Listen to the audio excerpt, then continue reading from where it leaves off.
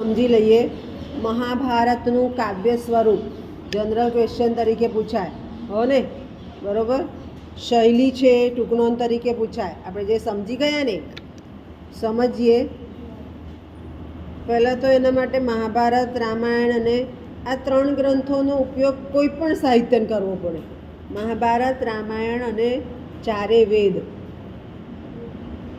વેદ એનો ઉપયોગ કોઈ પણ સાહિત્યને કોઈ પણ ભાષાને કરવો જ પડે જો મૂળ ગ્રંથ લેવો હોય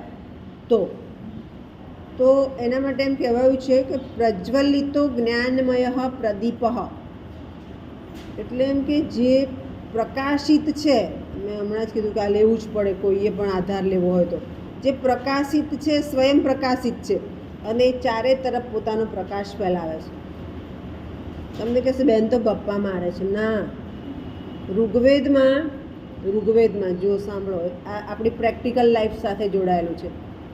ઋગ્વેદમાં આ સવાલ નથી, હા, બીજું સમજાઈ રહી છું કે આ રામાયણ, મહાભારત, વેદ એ કોઈપણ સાહિત્યને કોઈપણ ભાષાને જો એમાં આની અંદર જોવું હોય મૂળ વસ્તુ તો મળે જ છે, દ્રષ્ટિ રાખવી પડે. ઋગ્વેદમાં ગાય સૂક્ત છે. સૂક્ત એટલે વિભાગ, ગાય. તો એમ કે ગાય છે, ગાય એની દરેક ચીજ કામની છે આપણી પાસે. પહેલાં તો દૂધ, તો જેને બહુ ભારે દૂધ ન પીવાનું હોય તો એને ગાયનું દૂધ આપવું પડે. બહુ એસિડિટી હોય તો ડૉક્ટર સલાહ જ આપે છે કે ગાયનું દૂધ પીજો થોડોક ટાઈમ માટે. પછી છાણ, પહેલું જ આપણી અંત્યેષ્ટિ હોય કોઈની તો આપણે ચોખ્ખો શેનાથી થાય છે? એનાથી કરવો પડે છે. બીજું હવન કરીએ તો સમિધ સાથે છાણને આપણે મૂકવું પડે છે પ્રજ્વલિત કરવા માટે. ગૌમૂત્ર તો આયુર્વેદિક દવામાં વપરાય છે. ધાર્મિક રીતે જોઈએ તો કોઈ પણ વસ્તુ તમે ધર્મનું જ્યારે કરો તો એનો છંટકાવ કરવો પડે છે થોડો ઘણો, શુદ્ધિકરણ માટે એમ કહેવાય. હવે તમારો વિષય આવ્યો કે ઘણાને સ્કિન એલર્જી થતી હોય છે. તો જે સ્કિનમાં થાય, ખરજવા જેવું થાય, પછી અમુક જગ્યાએ કંઈ ચાઠું પડી ગયું હોય ને જાતું ના હોય. આ ઋગ્વેદમાં છે, હું નથી ગપ્પા મારતી. અને એ ચરક સંહિતામાં સિદ્ધ કર્યું છે. ચરકે વિદ્વાન છે. શેના? વાડકાપના, શસ્ત્રના, પહેલાંના સમયમાં. હા, અત્યારે તો નથી, પણ ચરક સંહિતા પ્રચલિત છે.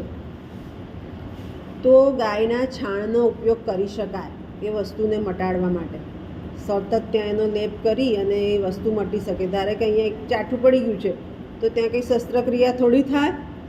ગાયના છાણને સતત લેપ કરી અને કાઢી શકાય. હર્પીસના ઉપયોગમાં લીધું છે ગાયનું છાણ. કોઈને હર્પીસ થયો હોય, ચાઠું પડી ગયું હોય, આપણી ભાષામાં ચાઠું, તો ગાયનું છાણ. એવી રીતે આપણે બધા બ્યુટી કોન્શિયસ બહુ છે, તો એમાં પણ જે અર્ક વાપરે છે ગૌમૂત્રનો અર્ક વાપરે છે. હર્બલ તમે કંઈક વાપરતા હોય તો એમાં ગૌમૂત્રનો અર્ક વાપરે છે. પેલાને શું કહેવાય? રોઝનું પાણી આવે છે ને, એને કંઈક કહેવાય, હે? હા, રાઈટ. એ પણ મૂળ ગુલાબમાંથી તમને અર્ક લીધેલો હોય. તમારે એ પ્રોડક્ટ જોવી પડે કે હર્બલ છે, બરાબર છે. એ પ્રોડક્ટનું તમારે એ કરવું પડે કે સાચી છે કે ખોટી. અને આ બધું જ ચરક સંહિતામાં બતાવ્યું છે કે આ બધાનો ઉપયોગ કરો તો તમને જે તમારી બ્યુટી, તમારી સ્કિન છે એ જળવાઈ રહે.